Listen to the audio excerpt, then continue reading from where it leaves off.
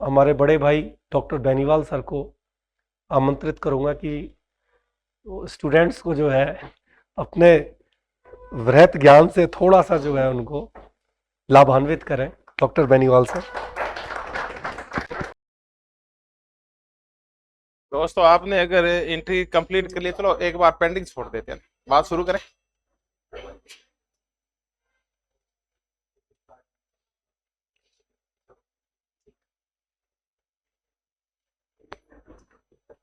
नमस्कार।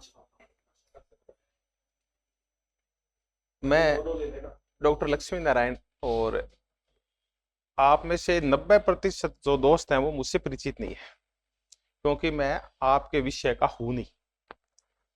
मैं राजनीति विज्ञान से हूं। फिर भी थैंक यू थैंक यू। चलो, सोशल मीडिया ने कर दिया। चलो, ये मेरा हो भाग्य कि आप मुझे जानते हैं। गुलों ने रंग भरे, बादे नो बहार चले। गुलों ने रंग भरे, बादे नो बहार चले। चले भी आओ कि गुलशन का कारोबार चले। चले भी आओ कि गुलशन का कारोबार चले। गुलों में एक रंग तो आप भर चुके हैं कि आप, ये जो एक बड़ा ही मजेदार पद है असिस्टेंट प्रोफेसर वाला, जब आप ये जॉब करेंगे ना, आपको संपूर्ण आनंद की अनुभूति होगी, जैसे हमें। आप वो कर पाएंगे जो आपकी इच्छा होती है। इससे बड़ी आजादी और इससे बड़ा आनंद दुनिया में और कुछ नहीं है। जीवन दो तरीके से चलता है। एक आजाद उड़ने वाले पंछी का जीवन, और हो सकता है एक कोई सोने के पिंजरे में बंद होगा, लेकिन है तो वो पंछी, लेकिन सोने के पिंजरे में। तो आप वाला जो जीवन है ना, वो एक आजाद मस्त जीवन होगा। तो उसका एक पड़ाव आप पार कर चुके। दूसरा ये है कि अब गुलशन का कारोबार। गुलशन का कारोबार तो आपके इंटरव्यू के बाद चलेगा। पढ़ाने और जो पढ़ने का दौर है, वो आप वाकई में भाग्यवान हैं, और इस मुद्दे पे भाग्यशाली हैं कि आप एक बहुत ही मजेदार विषय के विद्यार्थी हैं।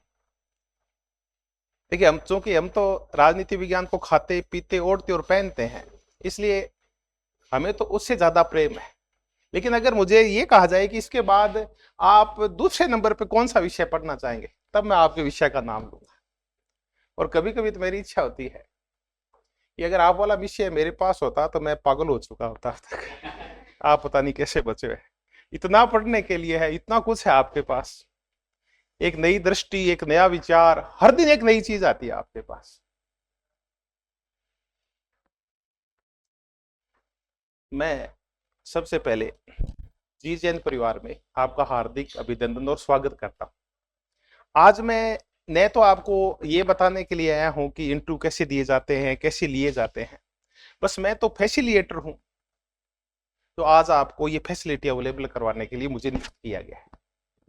एक संक्रमण काल चल रहा है। मैं पहले एक पुराने संस्थान में था, नया संस्थान स्टेब्लिश कर रहे हैं। बस ये मानिए कि आज से शुरुआत हुई है उसकी, और आपसे शुरुआत हुई है। तो आप हमारे वो पहले दोस्त हैं जो हमसे रूबरू और ऑफलाइन मिल रहे हैं।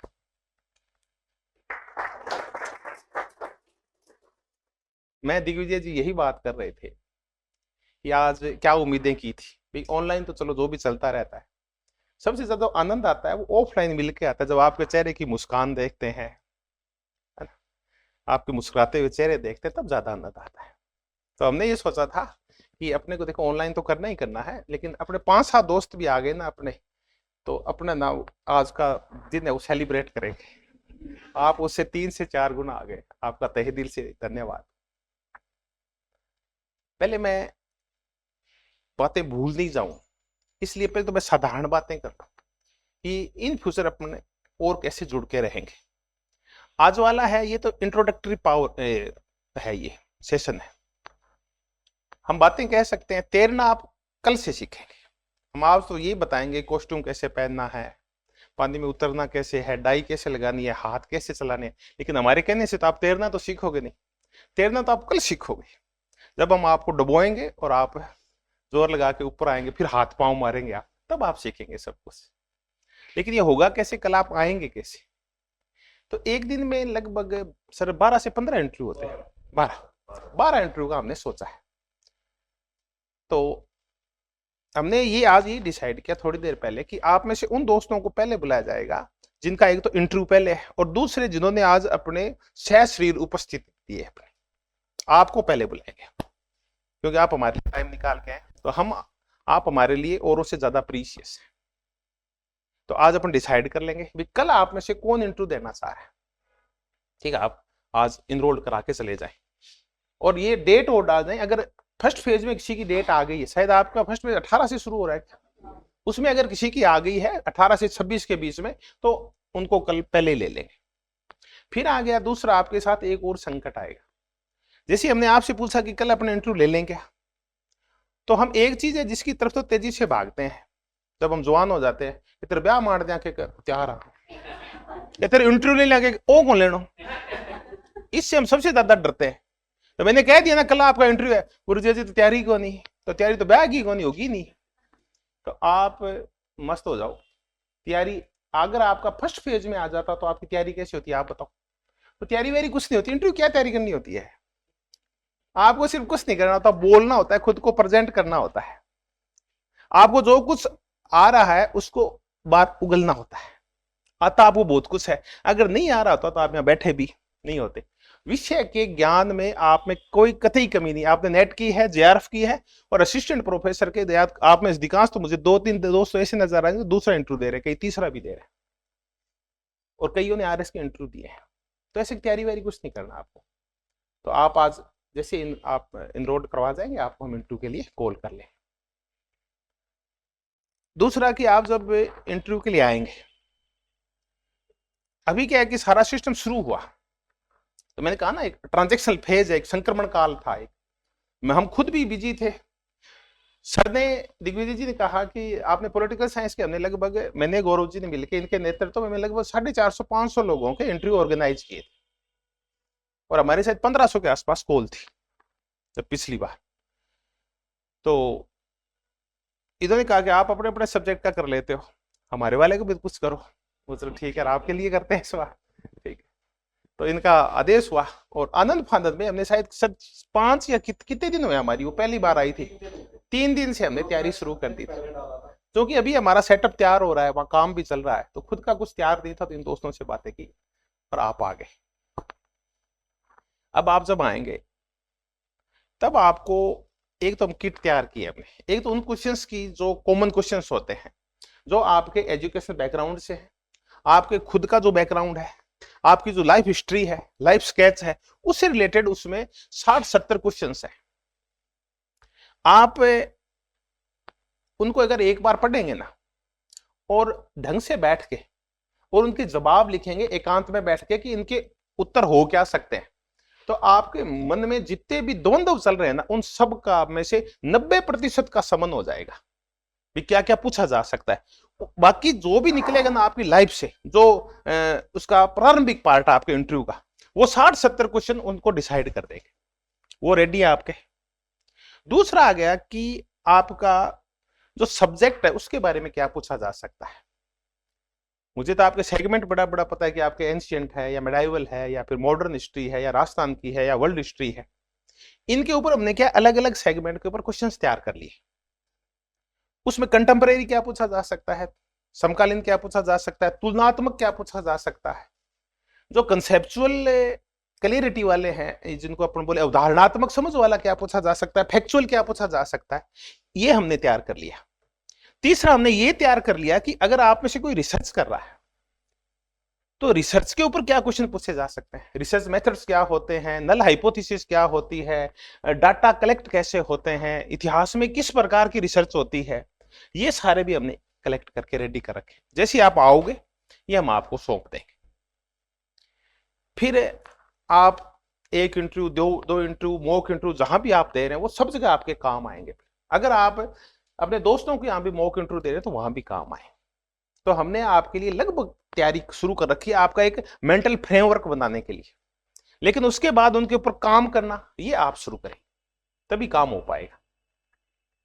तो मैं, क्योंकि मैंने खुद ने भी कोई बहुत ज्यादा इंटरव्यू तो नहीं दिए, लेकिन मैंने जितने दिए मैं अपना एक्सपीरियंस शेयर कर सकता हूं जिससे आप सीख सकते हैं कि क्या करना है और क्या नहीं करना। तमेक जी आए थे। तमेक जी है तो चलो मेरे से उम्र में छोटे हैं, लेकिन ये वहां पढ़ाते हैं जहां मैं पढ़ा हुआ। मैं राजस्थान विश्वविद्यालय का एक अनुषंगी कॉलेज है, खुद का कॉलेज है विश्वविद्यालय का, राजस्थान कॉलेज, वहां पढ़े और हॉस्टल में रहे। वहां एक विवेकानंद हॉस्टल है जयपुर में, क्योंकि वो बांदर कौम थे हम उस टाइम, 12th करके आए थे, तो स्कूल्स के हॉस्टल में से पिट पिट के आए हुए थे, जहां बांध के रखा जाता था, इतने से इतने बजे तक ये क्लास है, इतने से इतने बजे तक ये क्लास है, और वहां खेलने का भी फिक्स टाइम है। आपका पेट दर्द कर रहा है तो आपको 5 से 6 बजे तक खेलना है तो खेलना ही है। यहां आए तो मुक्त हो गए। अब मुक्त हो गए तो, और ऊपर से समूह और बन गया, समूह बन गया, रोज लड़ाई करना, झगड़ा करना, रोकने वाला कोई है नहीं, देखने वाला कोई है नहीं, कैमरे उस टाइम आए नहीं थे, पुलिस की कोई व्यवस्था नहीं थी। तो हमें साल एक भर में ये लग गया कि हम जयपुर में, जिसका नाम गुलाबी नगरी है, हम यहाँ फूल तोड़ने नहीं आए गुलाब का, बल्कि हम तो पौधा उखाड़ने के लिए आए हैं। तो हम क्या उखाड़ देंगे, पूरा पौधा ही उखाड़ देंगे, इतना कॉन्फिडेंस था। और करना क्या है, जिस तमियक जी पढ़ा रहे हैं जाके पीछे बैठ गए और गुरुजी को इशारे कर रहे हैं गंदे गंदे, या फिर कुछ अंट संट बंक रहे। अब सर को गुस्सा भी आ गया, तो गुस्सा आ गया तो हॉस्टल के आगे से निकलोगे, फलानी सड़क पे रात को घूमने तो आओगे पत्नी के साथ है, हम आपको देख लेंगे उस टाइम। करना क्या है, कुछ नहीं, अंधेरे में जाके और थोड़ा सा पत्थर तो मारना है। तो इस प्रकार की हरकतें किया करते थे। तो इतना कॉन्फिडेंस था कि कहीं भी जाएंगे ना तो तोड़ फोड़ देंगे, शिक्षक को नहीं बोलने देंगे तो इंटरव्यू बोर्ड वाले की तो औकात ही क्या है। तो ये तो हमारा पर्सनैलिटी डेवलपमेंट था, इतना जोरदार। आप देखो ये हमारा व्यक्तित्व का निर्माण देखो कितना अच्छा हो रहा है।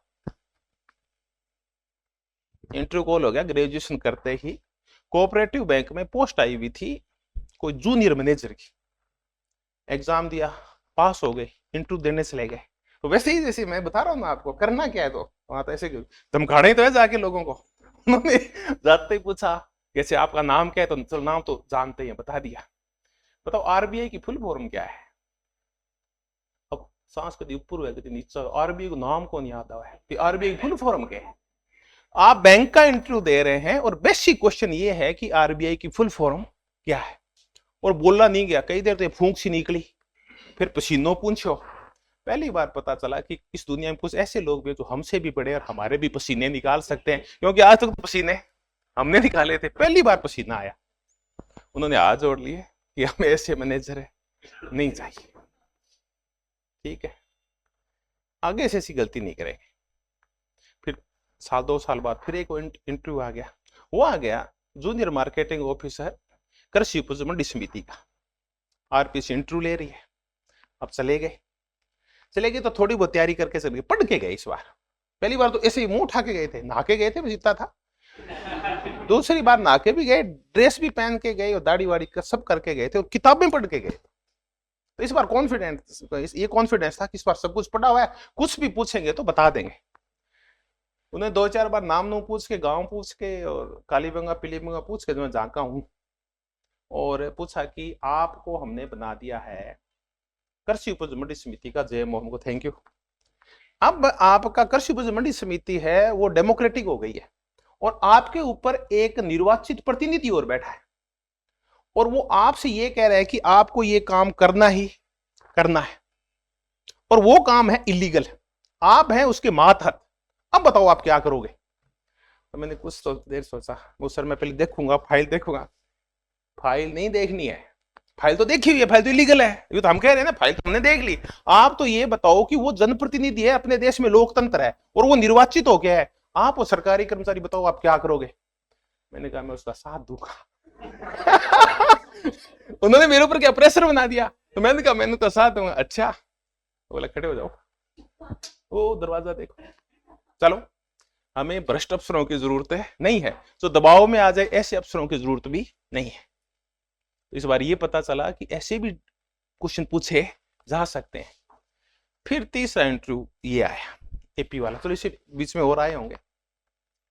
इस बार फिर मैंने गांठ बांध ली कि ऐसी सिचुएशन में फंसना नहीं है, पसीना भी नहीं पहुंच रहा है, फोफ होकर के आवाज भी नहीं आनी चाहिए।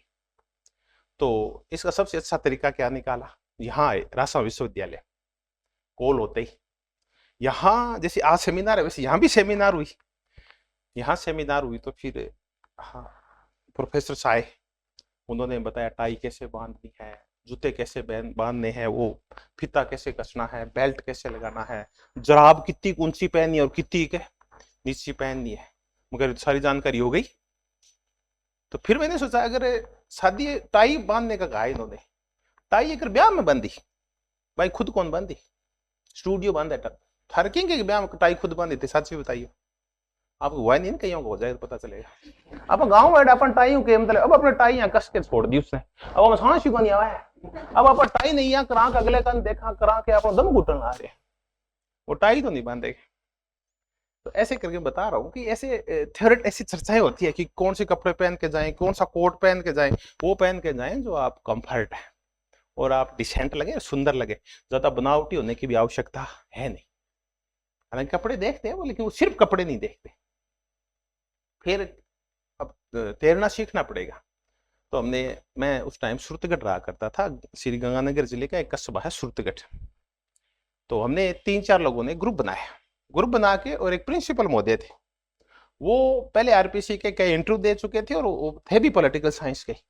तो हमने उनको अपना गार्जियन बनाया और मुखिया बनाया, और वो आप हमारे इंटरव्यू ऑर्गेनाइज किया करो।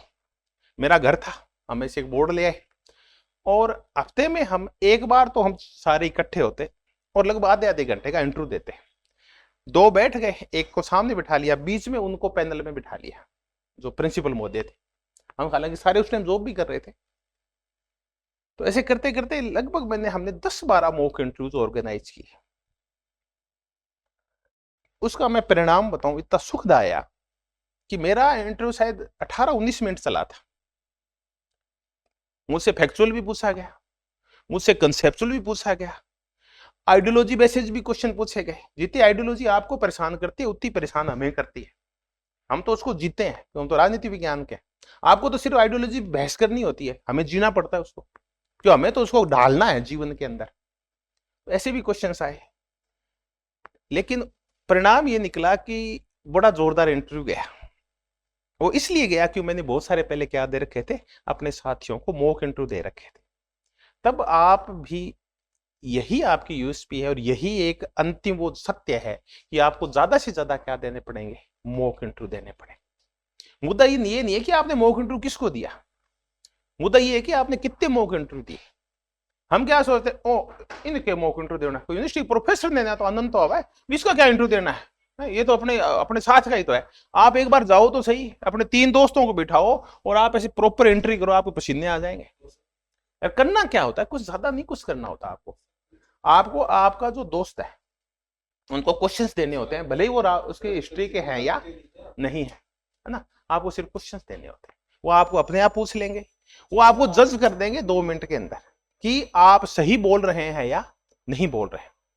तो आप अपने दोस्तों को बैठाइए, आप अगर किसी विद्यालय में काम करते हैं तो अपने शिक्षकों को बिठाइए और ज्यादा से ज्यादा मॉक इंटरव्यू दीजिए। आपको जहां भी उपलब्ध है आप शर्माइए मत। अगर यहाँ जीजेन में उपलब्ध है यहाँ आइए, किसी और संस्थान में तो वहां जाइए, आप रुकिए मत। और अगर कहीं भी उपलब्ध नहीं है तो खुद ऑर्गेनाइज करवाइए। तो पहला हमने ये डिसाइड किया कि आप जब इंटरव्यू देने जाएंगे उससे पहले 10 से 12 क्या दे के जाएंगे, मॉक इंटरव्यू। एक डिसाइड हो गया, आपका 90% समाधान वहीं हो जाएगा, आपका इंटरव्यू बहुत ही अच्छा जाएगा। दूसरा एक काम और करें आप, उसको अपन बोलते हैं मिरर प्रैक्टिस। ये ऐसे अजीब सा लगता है, कांच के सामने जाके खड़े हो गए खुद से बातें कर रहे हैं, वो उठापराण से काम को नहीं है। ये करना पड़ेगा, आप देखना सही, ये ना इसके पॉजिटिव रिजल्ट आते हैं। तो खुद से क्वेश्चन पूछना, खुद का ही जवाब देना, खुद को देखना कि मैं कैसा लग रहा हूं, है ना, खुद को थुथकारो गाले करो कि तो सुनो हूं मैं, कितनी सोनी हूं मैं, यहाँ भी करे करो। ये हो गया।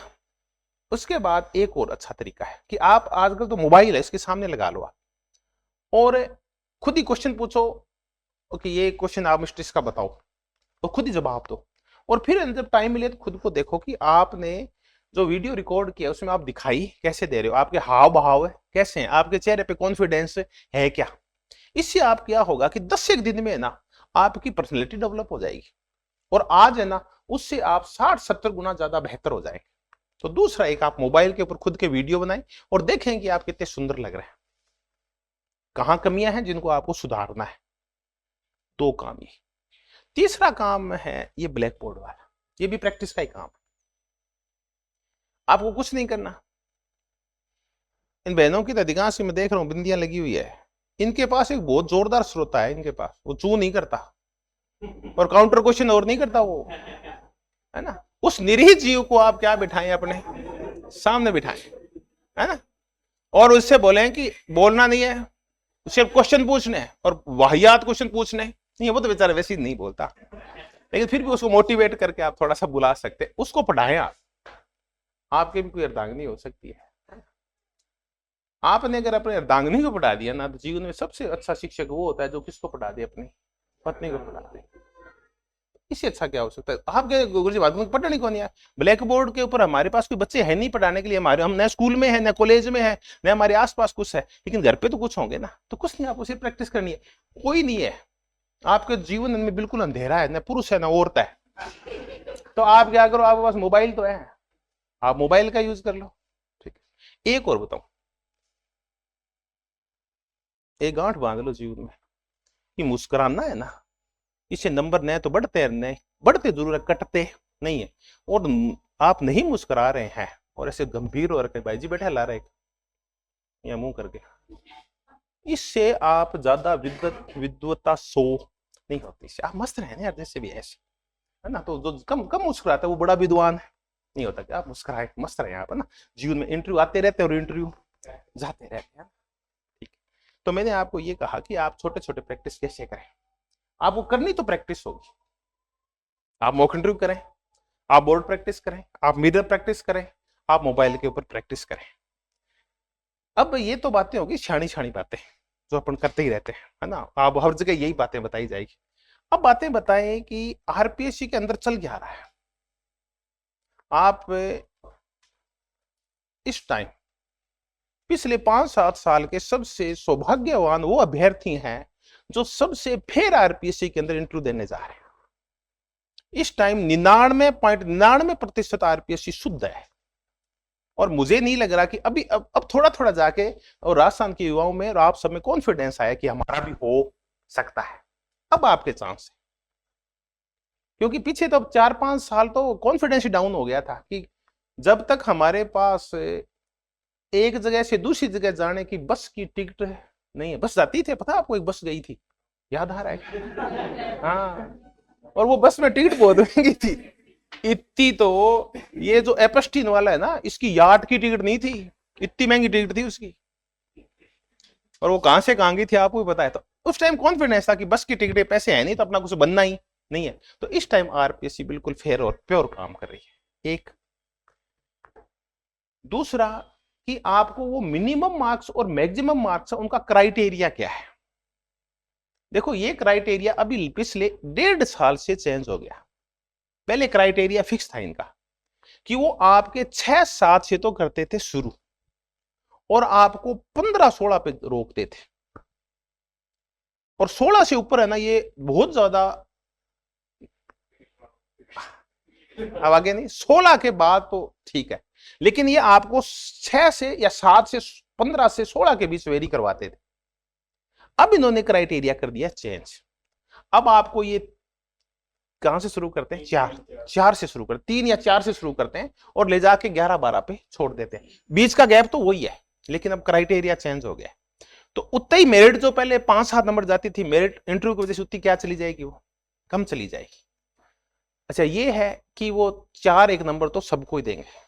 लड़कियों को वो क्या करते हैं, 1-2 नंबर एक्स्ट्रा देते हैं। जेआरएफ वालों को वो 1-2 नंबर एक्स्ट्रा देते हैं। हालांकि कोई ऐसा मैं नहीं कह रहा, करते ही करते हैं, बिना जेआरएफ वालों का भी सिलेक्शन होता ही है। तो लड़कियां नहीं है तो लड़कियां, उनका भी तो होता ही है, लेकिन मैं कह रहा हूं कि उनको थोड़ी सी वरीयता देते हैं। पीएचडी वाले को भी थोड़ी सी क्या देते हैं, वो वरीयता। जैसे मेरे इंटरव्यू बोर्ड में आमतौर पर हमारे एक, विशेष करके राजस्थान को लेके, क्योंकि जो इसका स्वतंत्रता के बाद का जो पॉलिटिकल सिनेरियो पैदा हुआ ना, उसमें 2 जातियों में आपस में प्रतियोगिता हुई, और वो प्रतियोगिता तब से चली आ रही है, जाटों की और राजपूतों की। तो दोनों ये मान के चलते हैं कि फलाने बोर्ड वाला फलानी जाति वाला आ गया तो मुझे तो काटेगा ही काटेगा। मुझे तो नहीं काटा, जोधपुर के थे, कंपिटेटिव जाति के थे, और 15 नंबर दिए, और बहुत ही सुंदर नंबर दिए, इतना ही मैं डिजर्व कर रहा था, और बिल्कुल सही आंकलन किया मेरा। तो आपका आंकलन ना जाति धर्म के आधार पे नहीं होगा, मान के चलो। इन चीजों से तो आप बाहर गेट पे छोड़ के जाना, जातियों को, धर्मों को, इनको, और कोशिश करना कि कट्टर आइडियोलॉजी है ना उसको भी साइड में करके जाना, थोड़ा सा मध्यम मार्गी रहना, लिबरल लेना और दोनों पक्षों को साधने की कोशिश करना। तो लेकिन आपको प्रैक्टिस तो करनी होगी। तो मैं कह रहा था कि मिनिमम और मैक्सिमम का क्राइटेरिया क्या है, आरपीसी में आजकल चल क्या रहा है ये बताया मैंने आपको। दूसरा कि कुछ बोर्ड मेंबर्स को लेके आप पहले ही बाइस्ड हो जाते हैं, तो आप मान के चलिए कि आप जिनको लेके बाइस्ड हैं वो आपके बोर्ड में नहीं आएंगे 99%, क्योंकि अब है ना मेंबर्स बहुत ही ज्यादा हो गए हैं और रेंडमली जब आते हैं ना तो बहुत ही कम चांस है कि जिनको लेके आपके मन में पहले ही कोई एक विमर्श तैयार हो रखा है या आपके मन में कोई छवि बन रखी है उनकी नेगेटिव, उस छवि से आप दूर रहें। क्योंकि हम जब तैयारी शुरू करते हैं तो वो आ गया तो कृष्णा तो आएगा नहीं आपके, फिर आएगा तो क्या हो गया, पहले बात 99% आएंगे नहीं, क्योंकि अब सारी चीजें बहुत तेजी से चेंज हुई है और मेंबर भी ऐसे ही बदलते हैं, सुबह कोई है, शाम को कोई है, आज कोई है, कल कोई है। तो आप मेंबर्स को लेके पहले ही मन में कोई भ्रम पैदा नहीं करें, ये तो बी प्रैक्टिकल बातें करें जो आपके मन में बार बार आती है। आप हर बार जब चर्चा करते हैं इन मुद्दों पर जरूर चर्चाएं होती है कि वो आ गया तो करेंगे क्या, वो आएंगे नहीं आपके, देखना। इसके अलावा कुछ क्वेश्चंस के जब आंसर दो ना तो आप बातों का ध्यान रखना एक का, जैसे सर ने भी बता दिया है, गौरव सर है ये इंटरव्यू एक्सपर्ट है, मैं इनका परिचय कराऊंगा अभी आपसे, ये भी बताएंगे कि बस एक चीज का ध्यान रखना कि आप गलत उत्तर मत देना, तुक्के मत मारना। इससे अच्छा है कि आपके 3 लगातार 4 लगातार क्वेश्चन आए, आप पहले भी इन बातों को सुनते रहे होंगे, आप उनके लिए बिल्कुल सॉरी बोलते हैं कि सर मैं अभी रिकॉल नहीं कर पा रहा हूं, या मैंने ये कभी पढ़े ही नहीं है, या मैंने पढ़े थे तो अब मैं ये मुझे वापस याद नहीं आ रहे, जो भी आपके पास है एक जेन्युइन सा कारण देके और आप निकल ले वहां से, चाहे 2 3 4 लगातार गलत बता दे, वो सॉरी माफी मांग ले आप, लेकिन गलत नहीं बताएं कोई भी उत्तर। एक ना बात को ऐसे ना लंबा नहीं करें, किसी चीज को खींचे नहीं, जो बात पिन पॉइंट है उसको पिन पॉइंट ही रखें और कोशिश यही करें कि आपसे जो पूछा गया है उसका वही उत्तर दें जो आपसे पूछा गया है। एक दूसरा एक और संकट आता है, एक जो नया पीछे जो ट्रेंड आया ना पिछले 1-1.5-2 साल में, जब आरपीएससी की छवि सुधारने की प्रक्रिया शुरू हुई, उस प्रक्रिया में यह किया गया कि अब बहुत ही कम ऐसे एक्सपर्ट्स आते हैं जो राजस्थान के होते हैं। अधिकांश एक्सपर्ट्स कहां से बुलाए जाते हैं, साउथ से भी बुलाए जाते हैं, नॉर्थ से बुलाए जाते हैं, कश्मीर से लेकर कन्याकुमारी तक जहां भी उनको कोई मिल रहा है वो बुलाते हैं। तो जब कश्मीर से चलते हैं तो दिक्कत नहीं है, दिक्कत आती है जो कन्याकुमारी से वो चलते हैं, क्योंकि उनकी हमें भाषा समझ में नहीं आती, वो इंग्लिश भी बोलेंगे ना तो उनका बोलने का लहजा वो कौन सा होगा, उनकी मदर टंग से प्रभावित होता है। जैसे ना मनमोहन सिंह वर्ल्ड बैंक तक जाके आ गए, लेकिन जब बोलते थे ना तो इंग्लिश में भी पंजाबी की पुट आती थी। आज मैं कितनी शुद्ध हिंदी बोलने की कोशिश करूं, लेकिन मैं जिस क्षेत्र से आया हूं ना उसका पुट तो आएगा, तो इंग्लिश की जो टोन है ना वो अपने को समझ में नहीं आती। तो आप थोड़ा तो, हालांकि आप अब क्या अपने को उन्होंने इंग्लिश में पूछ लिया, आप करें क्या, आपके समझ में नहीं आया, इससे अच्छा है कि आप पूछो कि आप मुझे इसे हिंदी में पूछ लो, क्योंकि आप ये थोड़ी अगले 10 दिन में कोई लैंग्वेज थोड़ी तैयार हो जाएगी आपकी। आपने इंग्लिश में उसने पूछा कुछ ही, आपका पूछा उसने आपके पिताजी का नाम इंग्लिश में, आपको समझ में आया नहीं, आप अपने पूरी दादा की इतिहास बता रहे हो कि मेरे दादाजी ये थे, वो सेला रखते थे, भाला रखते थे, और वो पिता का नाम पूछ रहा था इंग्लिश में और आप कुछ और ही बता रहे हो उसको।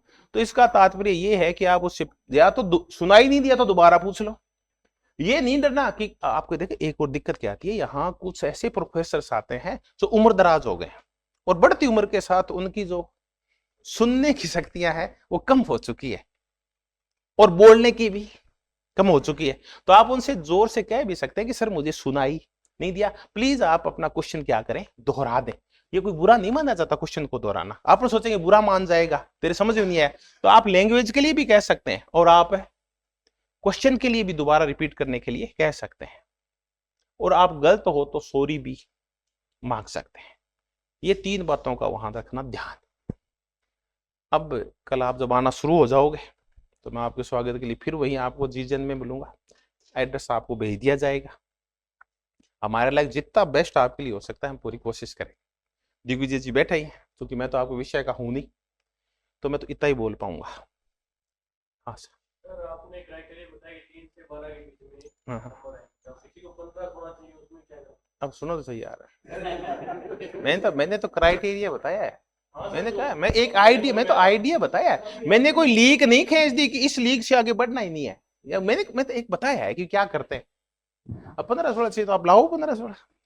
हाँ, अरे मैंने आपको नेगेटिवली कोई वो अप्रोच करने की कोशिश नहीं की भी आपके तो 12 ही आएंगे, 12 से आपको तो 15 चाहिए, आपको सिलेक्शन कैसे होगा? आप कैसे कह रहे हो आपको 15 पे सिलेक्शन हो जाएगा? हो सकता है 20 आने पे नहीं हो। तो मैंने तो आप ये कहा कि एक मेजर आइडिया है ना, मैंने एक आपको जनरल चीज बताई, आप क्या करते हो जनरल चीज को स्पेसिफाई कर लेते हो। आप बताओ, आप 3 से 12 में रोक दिया, अब बताओ। तो मैं आपको जनरल चीज बताई कि ऐसा मानना जाता है ना, पहले का क्या था आज का क्या था। ठीक है, अब नहीं फेल का कुछ सिस्टम नहीं, क्यों फेल का तो मैं खुद इस चीज का गवाह हूं। देखो हकीकत ये है, 2-3 चीजें हैं ये कॉमन मानी जाती है, और ये सत्य है ये, और ये ऐसे अटल सत्य हैं जो बदले नहीं जाते। एक तो ये कि जब अपनी नौकरी लग जाती है ना, तो अपने ये कहते हैं कि एक बार दूर हो गई है, लेकिन अपन 6 महीने में जुगाड़ करके वापिस आ जाएंगे, क्योंकि सरपंच अपना जानकार है, पंच अपना जानकार है, प्रधान अपना जानकार है। एक तो ये सबके ही रहता है, ये सबके साथ ही होता है, आता कोई नहीं है वापिस, क्योंकि वो मंत्री के काम से होता है, मंत्री अपने को जानता है नहीं, अपने सरपंच को जानते हैं। मैं वहां बैठा हूं कितने सालों से। दूसरा एक और होता है कि कोई ना कोई अपना जुगाड़ है, अपना एक ऐसा दोस्त है जो तहसीलदार है, ऐसा दोस्त है जो पटवारी है, जो बड़ा सेटिंगबाज है, ऐसा दोस्त है जो एसडीएम है, अपना कोई ना कोई जुगाड़ बैठ जाएगा ससुराल पक्ष से, वैसे वैसे अपन बिठा लेंगे, है ना। वो भी नहीं बैठता, आप मान के चले, तो आप फिर भी आप मानोगे नहीं, आप पूरी कोशिश करोगे कि कुछ ना कुछ तो बैठ ही जाए। तो मेरे साथ भी यही हुआ था। उस टाइम है ना सोशल मीडिया था, लेकिन सोशल मीडिया के ना फेज आते हैं, कभी झूठ के फेज आते हैं और कभी सत्य के फेज आते हैं। तो कोई चीज शुरू होती है ना वो सत्य से शुरू होती है। तो सोशल मीडिया उस टाइम शुरू हुआ था, जब मैंने दिग्विजय जी हम सबने गौरव भाई ने इंटरव्यू दिए थे, तो हमने क्या हुआ अपने मार्क्स डाले, और वो सारे मार्क्स जिसने भी डाले वो सही थे, जो एक्यूरेट डाले सबने, और एक छोटी सी लिस्ट बनी। उस लिस्ट से मुझे आइडिया लग गया कि मेरे नंबर हैं वो इतने हैं, क्योंकि अपने वो आई जाती है पहले ही आंसर की आएगी, मिला लिए। तो मुझे ये पता था कि मुझे अगर माइनस में नहीं दिया जाएगा ना तो मेरा सिलेक्शन हो जाएगा। लेकिन चूंकि इंटरव्यू पहली बार स्टार्ट हुए थे, उससे पहले आपका रिटर्न होता था, वो तो होता था क्वालिफाई, और सारी मेरिट काय पे निर्भर थी, इंटरव्यू के ऊपर। तो हमें इतना ही पता करना था कि क्या इंटरव्यू में ऐसा भी कोई सिस्टम है क्या कि इंटरव्यू में फेल कर दें तो आपके रिटर्न में कितने ही नंबर हो, आप क्या हो गए हैं, बाहर हो गए। तो आपके लिए आज तो ये बिल्कुल ही कॉमन चीज है आपके लिए, ये क्वेश्चन आप पूछते नहीं हो, क्यों आपको पता है इसका उत्तर। हमारे टाइम में ये बहुत बड़ा क्वेश्चन था कि इंटरव्यू में फेल भी किया जा सकता है क्या, कितने नंबर वाला फेल होगा, जिसके 3 आए या 4 आए वो फेल है क्या, 0 आए वो फेल है क्या।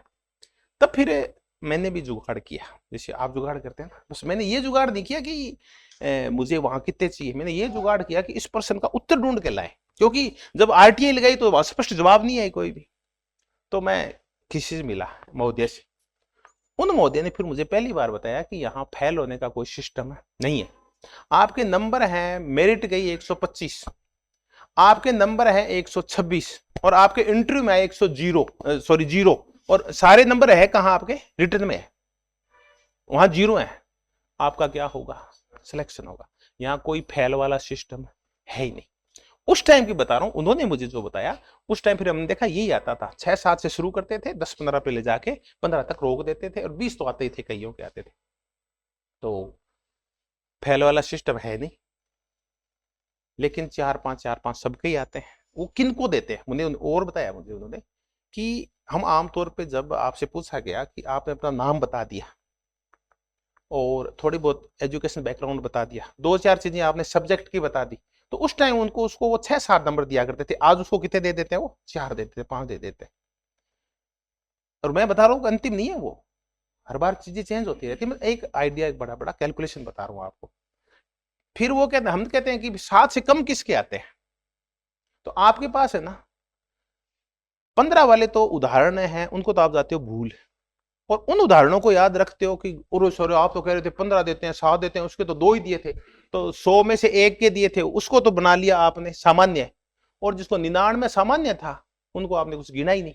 तो कहीं कहीं जरूर हो सकता है कि आपको 5 से भी 4 से भी क्या ले जाए नीचे। वो तब करते हैं जब आप उनके साथ लिटरली भिड़ जाते हैं और बदतमीजी से पेश आते हैं उनके साथ।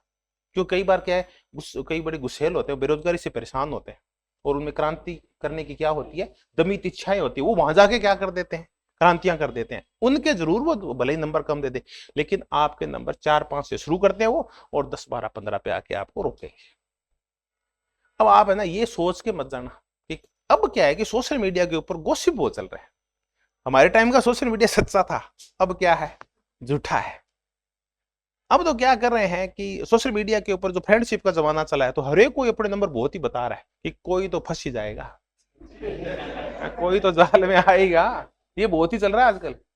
तो आपके नंबर है ना सच नहीं है, तो आप जो मेरिट जोड़ रहे हो ना आज, वो सही नहीं है कि इतनी जाएगी, इतने से हो जाएगा। हो सकता है उससे 10-20 नंबर कम जाए, हो सकता है उससे 10-20 से ज्यादा जाए। तो मेरा आपसे निवेदन ये है कि आप नंबर पहले से जोड़ के घर पे कि मेरे नंबर आए 120, मुझे चाहिए 12 और ये लिए 13 मैंने, और ये मेरा हुआ सिलेक्शन। ऐसे थोड़ी होता है कैलकुलेशन। तो आप है ना, मैं आपसे फिर कह रहा हूं, आपके हाथ में फिर क्या है, आपके हाथ में एक ही चीज है, कैलकुलेशन नहीं है जैसे भाई जी कर रहे हैं। आपके हाथ में एक ही चीज है कि आप इंटरव्यू की तैयारी करो अच्छी, चाहे नंबर कितने ही कम है। आप तो चलो नहीं हुआ सिलेक्शन, लेकिन कम से कम आप बोलना तो सीख गए, आप 4 लोगों से परिचित तो हुए, आपको ये तो पता चला कि आप बोलते कैसे हैं, आप लगते कैसे हैं, लोग आपके बारे में सोचते क्या है। जब आपका असेसमेंट किया जाता है तो आप ना उसमें आते कहाँ हैं, ए में आते हैं, बी में आते हैं, सी में आते हैं। जैसे मेरा बच्चा था, वो स्कूल में पढ़ने जाता था, तो उसको ना बड़े अजीब तरीके से उन्होंने कैटेगरी बना रखी, घोड़ा, खच्चर और गधा। हालांकि आपकी ऐसी कैटेगरी नहीं, आपकी कैटेगरी ए, बी और क्या होगी, सी होगी, है ना। तो मैं ये कह रहा था कि और कुछ नहीं, तो ये तो जरूर सीखेंगे कि अपना स्टैंड कहां करें।